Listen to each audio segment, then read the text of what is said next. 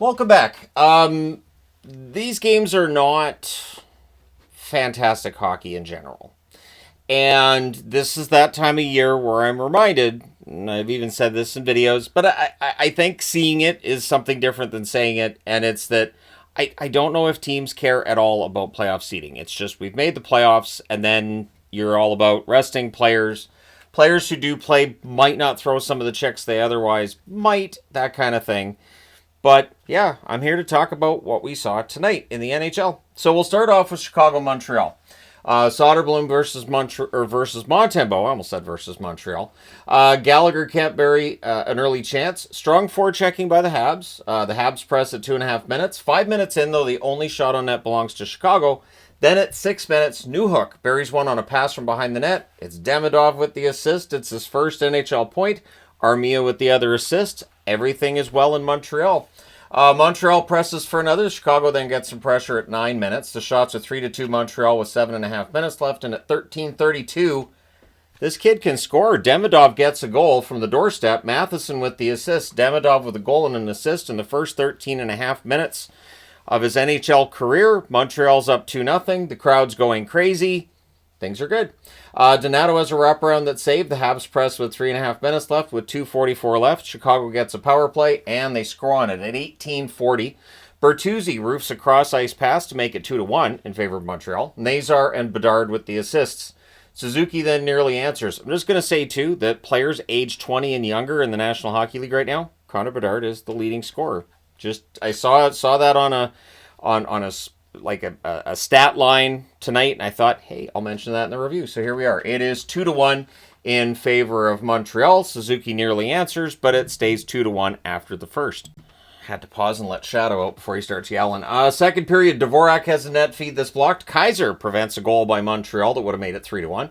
Fans call one, the referee does not. The Hawks press at 4.5 minutes. Teravainen's denied. Chicago's in full control at this point.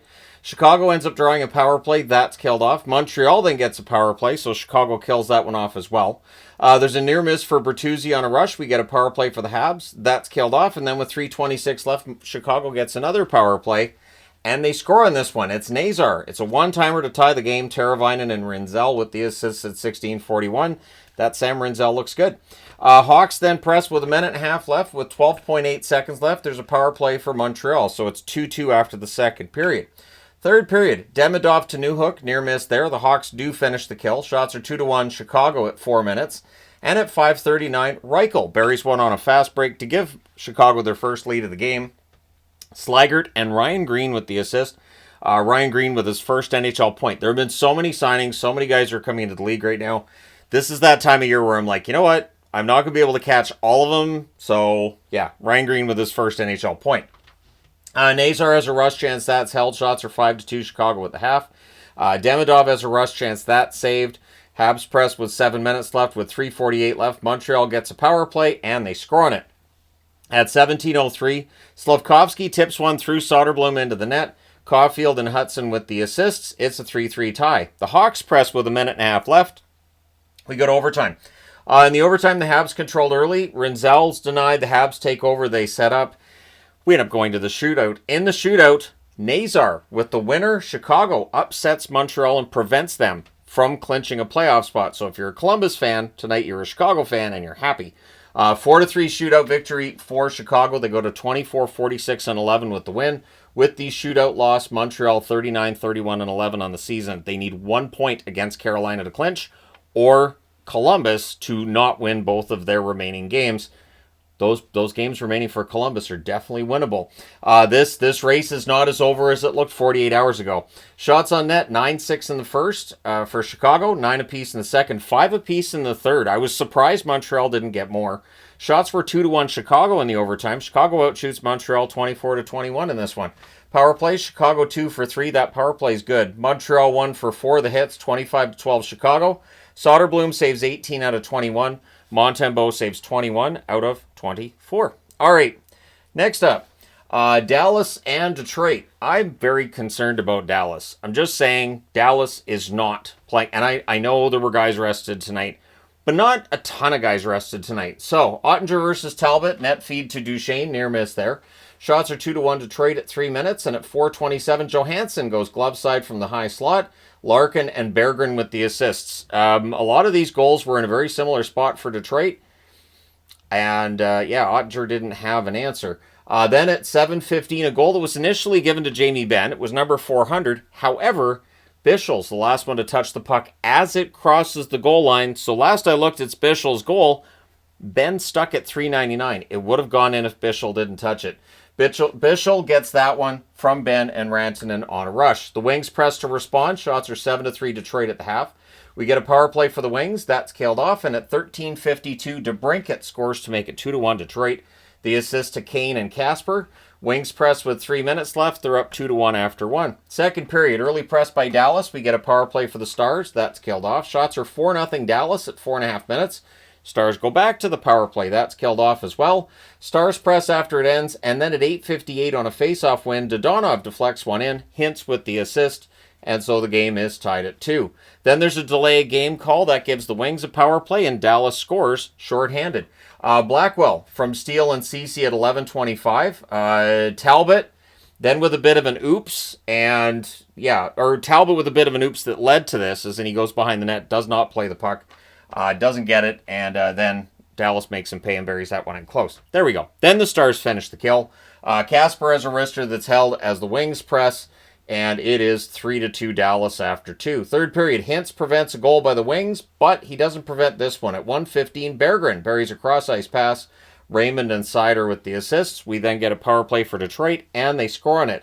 It's Seider. This took like 5 seconds. Raymond and Larkin with the assists at 4:19. The Wings press for another. In fact, the shots are 9-3 Detroit at 9.5 minutes. This is where I will say, I understand this game didn't mean anything to Dallas. But when you're losing this many games down the stretch, I don't think it's just like you just turn that on Saturday when you start playing playoff games. Stars press with 9 minutes left at 12:56. Johnston buries a rebound. Ben with the assist. Brendan Smith with the other assist. So Ben's chance to save. Johnston buries a rebound. Makes the game 5-4. We get a power play for Dallas. That's killed off. Rasmussen misses wide on a 2-on-0 rush. The goalie pull happens with 2:20 left, and Tarasenko hits the empty net from Rasmussen and Seider at 18:04. It's a 6-4 win for Detroit. They go to 38, 35-4 with the win. I didn't even put up Dallas's record. I'll stand by that. They're number 2 in the Central, and I have no idea what to expect from them this coming weekend. Shots on net, 14-7 Detroit in the first, 14-10 Dallas in the second, 13-7 Detroit in the third. Final shots, 37-28 for the Wings. Power plays, Dallas 0 for 3, Detroit 1 for 3. The hits 20-17 in favor of Detroit. Ottinger saves 31 out of 36. He's got to be sharper when they're against Colorado. Talbot saves 24 out of 28 at the other end. All right, moving on. The New York Rangers and the Florida Panthers. If Florida wins this game tonight, then the game against Tampa means something. The game will mean something for Tampa, regardless of this result, because they still want to finish first. Quick versus Bobrovsky in this one. Matthew Robertson with a near miss on his first shift in the National Hockey League. We get a power play for Florida, and they score on it. At 2:22, it's Reinhart from Bennett and Rodriguez. The Panthers then press for another. Rangers press at 5.5 minutes. We get a power play for New York. That's killed off. And then at 8:43, Rempe deposits a rebound at the net to tie the game at 1. Keandre Miller and Parsonen with the assists. Panthers press at the half. Kulikov has a rush chance. That saves. Shots are 9-8. Florida with 4 minutes left. There was only one shot the whole rest of the period. It's 1-1 after 1. Second period, there's a delayed game call. Gives the Rangers a power play. That's killed off. The Panthers clear after it's done. Verhaeghe has a net drive chance that's blocked. And then his next one goes in. He tips one in close. Verhaeghe from Forsling and Barkov at 4:32. It's 2-1 Florida. Shots are 6-1 Panthers at 6.5 minutes. The teams trade rushes. Panthers press with 9 minutes left, and at 13:54, Reinhart gets one in close on a net feed from Barkov and Jones. So it's 3-1 Florida. They're in complete control in the second period. Panthers look for another, but at 15:55, Parsonen tips a point shot top shelf. The assist to Keandre Miller and Cooley. Greer has a rush chance. That saved, and then at 17:33, it's JT Miller tying the game from Zibanejad and Kreider. We have a 3-3 tie after 2. Third period, early press by Florida. We then get a power play for the Panthers, and the Rangers score shorthanded. It's Trocheck wiring one from the left circle. JT Miller with the assist at 3:39. The Rangers have the lead. Rangers then finish the kill. Very important. Shots are 4-2 for Florida at 6 minutes. Rangers press at 9.5 minutes. The shots are 8-6 for the Rangers with 6.5 minutes left. So you can see how things started to turn. And then at 16:31, Brodzinski gets one from the doorstep. Kreider and Rempe with the assists. So 5-3 for the Rangers. Panthers, they're going to finish third in the division. With this loss, 5-3 against the Rangers, they cannot move up to past Tampa. Rangers go to 38, 36, and 7 with the win. With the loss, Florida 47, 30, and 4 on the season. Shots on net, 10-8 Florida in the first, 10-7 Florida in the second. Both teams had 10 shots in the third. Final shots 30-25 for Florida.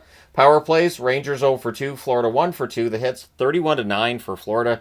Quick saves 27 out of 30. Bobrovsky, rough night for him. 20 saves on 25 shots. And Florida's one of those teams, too, that I'm looking at going, can they turn it on come playoff time? We shall see. Sometimes teams do, sometimes not. All right, last game on this board is Utah and Nashville, a game that didn't have a whole lot on the line, and you could see it. This was very wide open hockey.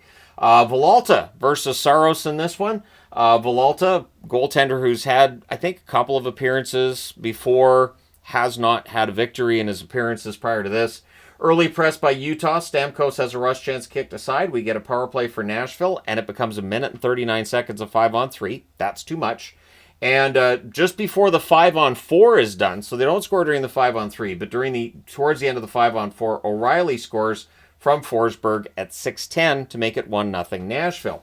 Shots are 9-5 for Nashville at 8 minutes. Utah presses with 9.5 minutes left, and at 12:30, Kesselring roofs one far corner. The assist to Cole and Kerfoot. Then there's a press by Nashville with 4 minutes left. Krause has a rush chance, that's saved.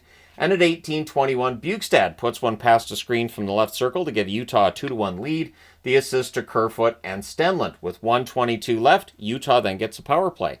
So they're up 2-1 after one. Power play rolls into the second period. Nashville finishes the kill. And then at 3:03, Cooley scores from Keller. So that's challenged, but the challenge fails, so Utah comes out of that with a power play. Then it becomes 1 minute and 6 seconds of 5-on-3 as Nashville's penalty troubles continue. That's too much. And this time the 5-on-3 cashes in. Schmaltz wires it from the slot. Hayden and Keller with the assists at 4:13. So over a short period of time from 12:30 in the first period till 4:13 in the second period, we have 4 goals by the Utah Hockey Club. So the Preds do kill off the 5-on-4, but now they're down by 3 goals. Utah goes right back to the power play. That one's killed off, and then Nashville gets one. At 11:01, Evangelista scores from the doorstep. O'Reilly and Shea with the assists. So tightens the game up a bit. Shots are 9-4 Utah with 6 minutes left, but at 14:20, Bunting buries a loose puck in the crease to make it a 1-goal game. The assist to Wood and Barron. And for Wood, that's his first National Hockey League point. 3:44 left. Nashville gets a power play, but before the power play even starts, ice issues cause them to send teams off to the locker room so they can clean up the ice and make sure it's safe. So when they come back, Utah does kill the power play. We then get to the end of that second period. Teams just switch sides. They don't go back to the locker rooms and have another intermission because they just had that before that power play. So third period, there's an early press by Utah. The Preds get pinned down a bit, but they're blocking the net pretty well. Shots are 5-3 Utah at 4 minutes, showing that even though they're blocking the net, there's still shots getting onto the net. Utah presses at 4.5 minutes. Krause has a net feed that's blocked. There's a press by Nashville at the half. And at 12:05, Keller puts one off Ufko's stick into the net. So Ufko, I think this is his first NHL game. Cooley and Kesselring with the assists. At 18:13, into an empty net, because you might as well pull the goalie, right? Keller scores from Gunther and Cooley. And then at 19:33, they score with the goalie back in the net. Stenlund, it's a point shot deflected in. Mata and Kerfoot with the assists. 7-3, so that's 2 80s magnets on the first board here. And Villalta gets his first National Hockey League win. With the win, Utah goes to 38-30-13 on the season. With the loss, Nashville 29-44-8. Shots on net, 15-11 Nashville in the first, 12-6 Utah in the second, 13-9 Utah in the third. Final shots 36-30 for the Utah Hockey Club. Power plays, Utah 1 for 4, Nashville 1 for 3. The hits 20-14 Nashville. Villalta saves 27 out of 30. Saros saves 29 out of 35. All right, what does board number 2 tell us? All right, so as you can see for this board, I decided I'll just do 2 games. I don't need all the taped off boards for this. So we'll start off with the LA Kings and the Edmonton Oilers. And they're Oilers in name only. They're like 9 regulars currently out of the lineup. No McDavid, no Draisaitl being the big ones, right? No Ekholm on the blue line, another big minus. And there could be potentially a suspension coming out of this game too. So it's Kemper versus Pickard, early Kings power play. It's killed off, but right after it's done, Warren Foegele, former Oiler, he scores from Dano and Moore at 2:54. Shots are 3-0 LA at 5 minutes. We get a power play for the Oilers. That's killed off. No shots on net because you don't have Draisaitl, you don't have McDavid. Skinner has a shot after that's held. The Kings press at 7.5 minutes. This is what makes power rankings a nightmare. I've said it. I'm saying it again. It just makes them a nightmare. So yeah, the Kings press at 7.5 minutes. They end up drawing a second power play. They score on this one. Byfield tips one from the slot. Kempe and Fiala with the assist at 9:26. The Kings then get a third power play. That's killed off. 2 shots on net. Then the Oilers get a power play. That's killed off. 3 shots on net. 3:56 left. The Oilers get their third power play. That's killed off. Also had 3 shots on net. Then at 18:45, Gavrikov wires one on a rush to make it 3-0 LA. Moore and Foegele with the assists. With 57 seconds left, the Oilers get their fourth power play. And just as the period's about to end, with 1:17 left in the power play, it becomes 4-on-4 because it's all penalties. It's 3-0 LA after 1. Second period, everything's killed off to start. As you can see, I just went, you know what? About this game. Like, just this is a mess. Shots are 3 apiece at 6.5 minutes. Kempe has a rush chance that's denied. The Kings draw their 67th power play of the game. And at 7:42, they get their, 20th power play goal. Fiala with a one-timer cross-ice pass. He is heating up at the exact right time. And he on the power play has been pretty automatic for LA. This is a player the Oilers have to shut down in round 1 starting this weekend. Kempe and Kopitar with the assists on that one. It's 4-0 LA. We then get a power play for the Oilers. That was killed off. No shots on net. The Kings rush when it's done. The Kings press with 8 minutes left. The Kings get their 236th power play of the game. That becomes 7 seconds of 5-on-3. Nurse with a vicious cross-check on Byfield while he's down. I don't get it. I don't understand. But, I mean, a sucker punch on a player that was down didn't even get a fine the other day. So, no idea what player safety is going to do. Nurse gets 5 in a game, which I think was the right call. This game was just ugly. And then we get a minute and 31 seconds of 4-on-4s. Another penalty's called towards the end of the major. There's only a minute and 48 seconds left in the second period. And I put this game might last until Wednesday. These games should have started at the same time. This one was the second one on Amazon Prime. It started about 7 or 8 minutes late. But wow, all of these penalties and all of the extracurricular activities just screeched it to a halt. Third period, we have an early press by the Oilers. The teams trade rushes. Connor Brown has a one-timer that's held. The Kings press at 4.5 minutes. They're kept to the outside. In that third period, there were definitely penalties not called for both teams because I think the officials just wanted it done. At 8:13, it's a cross-ice pass and buried. Kempe scores from Kopitar and Anderson on a 2-on-1 rush. The shots are 6-4 for the Kings with 8.5 minutes left, and it did kind of quiet down. It looked like Perry might get into a fight later on in the period. It didn't happen, but yeah, it's a 5-0 win for the Kings. So the extermination magnets on the board. 47-24-9 is the record for the Kings. They will be the number 2 seed. The Oilers will be the number 3 seed, so they will be on the road for those first 2 games in LA. The Oilers dropped to 47-29-5 on the season. Shots on net, favored LA the whole way through. I know, shocker. 12-9 in the first, 13-4 in the second, 11-8 in the third. Final shots 36-21 LA. LA went 2 for 8 on the power play. The Oilers went 0 for 6. So 14 power plays. The hits 36-25 for the Oilers. Kemper saves all 16 shots. He got pulled. Riddick went in for 5 saves on 5 shots. So nobody gets credit for the shutout. And by everything I've done research-wise, it doesn't look like there was any kind of injury. They're just, we'll put Riddick in for a little bit. So maybe Kemper's going to play in the next game. One speculation that I did see is that Darcy Kemper now has a goals against average that is barely below that of Connor Hellebuck. So if you want to go down that conspiracy route, this may very well be LA's way of saying, you know what? Darcy Kemper's going to have a better goals against average than Hellebuck. Pickard saved 31 out of 36. The Oilers were number 1 on the power rankings. I think it was Sportsnet's today. I don't see it. I don't. All right. Next up. San Jose and Vancouver. I do understand that they had a bunch of players out. I get that. So San Jose and Vancouver, I know, great way to end this night, right? Georgiev versus Tolopilo. And it was nice to see Tolopilo getting a chance to start tonight. Apparently they've shut down Demko because he's healthy. We'll go with that, sure. But anyways, DeBrusk's denied and close. The rebound's cleared. We get a power play for the Sharks. That's killed off. No shots on net. This was a very quiet first period. Things are pushy on a Tolopilo hold after. Shots are 2-0 Canucks at 5 minutes. Carlson has a net feed that's blocked. Linus Carlson is really starting to become a very good Vancouver Canuck at this point in time. It has taken a while, but he is showing that patience is indeed a virtue. So Sharks press at 7 minutes. The Canucks draw a power play. It's a 4-minute power play.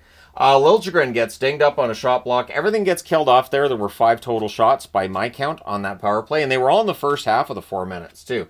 Celebrini has a rush chance. That's held. Shots are 11-3 for the Canucks with 5 minutes left. Canucks press with 2 minutes left. It's 0-0 after 1. Second period, DeBrusk with a near miss on a rush. The Canucks press at 2.5 minutes. Sharks draw a power play. There's a shorthanded rush by Bluger, which is unsuccessful, and then they score on the power play. Celebrini goes posting in from a sharp angle. It was bar down. Toffoli and Cagnoni with the assists at 4 minutes and 20 seconds. Or, 4:20. Fine, I said it. 4:20. Canucks look to respond. That is legal in Vancouver to score at 4:20. Shots are 4-1 for the Sharks at 5.5 minutes. Liljegren has a net drive that's blocked. Look, I know people aren't going to be watching these reviews like they normally do because these games don't mean a whole lot, so I feel like I can just relax and just talk with everybody. It's fine. So Höglander has a slot shot that's gloved aside. The team's trade rushes. Watch people in the comments like, oh, I wish you were like this every night. No, you don't. Sharks press with 7.5 minutes left. We get a power play for the Canucks. That's killed off. 2:39 left. The Sharks get a power play. That's killed off as well. It's 1-0 San Jose after 2. And all I kept saying was, I'm really glad I didn't pay for those $140 tickets I was looking at online last night. For this game, and just going, I wonder if the prices come down. No.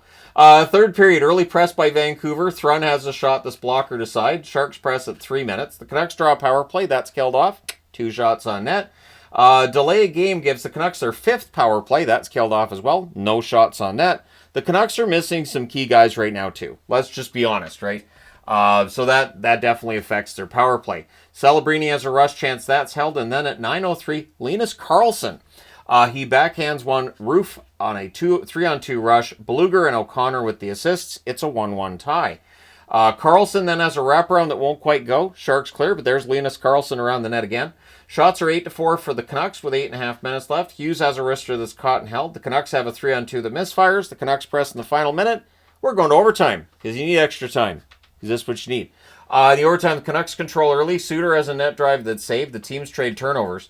One thing I was impressed by is Ratu took every face-off in the overtime. He's starting to kind of remind me of Horvat that way, which I didn't expect Ratu's career to kind of follow that sort of path. So Besser backhands one wide. The Canucks call a timeout with 1:48 left because Quinn Hughes had played the entire game. And he's probably a little bit tired, so you give him 30 seconds off. I was surprised during the timeout he wasn't just skating in circles on the ice. Must keep going. Suter has a net drive chance that's held. Pius Suter's been fantastic. Please re-sign in Vancouver. 46.7 seconds left. The Sharks call a timeout. So that gives more of a break for Quinn Hughes. And he makes San Jose pay for it. At 4:42, DeBrusk puts one in from the doorstep. The assist to Besser and Hughes. So the Canucks win this one 2-1 in overtime. The overtime, I don't have that written in there in OT, but it happened. I made sure the chess magnet got on the board, and yes, that's a chess magnet I haven't used before, because 3 goals or less is a chess game. The Canucks go to 38, 29, and 14 with the win. With the overtime loss, San Jose 20, 49, and 12. And you know what? 52 points on the season. San Jose will take that. And there's still one more game left in their season, of course. Shots on net, 12-3 Vancouver in the first, 7 apiece in the second, 10-5 Vancouver in the third, 8-1 Vancouver in the overtime. Final shots 37-16 for the Canucks. Power plays 1 for 3 for San Jose, 0 for 5 for Vancouver. The hits 18-17 for San Jose. Georgiev saves 35 out of 37. Tolopilo, 15 saves on 16 shots. Gets a win in his first National Hockey League start. Good for him. And we'll see if maybe he ends up getting some more games next season, that kind of thing. But I've been appreciative of the Canucks calling up some guys from Abbotsford and giving them a chance, just giving them a look at the end of the season here. And we'll see tomorrow morning whether or not Darnell Nurse gets a fine or anything from Department of Player Safety, or if they suspend Tom Wilson for it. We'll see. Let me know your thoughts in the comment section below, as always. Hit like and subscribe if you haven't done so already. Damn it. But thank you guys. That was really loud. And I know that was really loud, and I apologize. But thank you guys so much for watching, for all your support. We've got Tuesday, Wednesday, Thursday, and then this is over. And then we get into the exciting.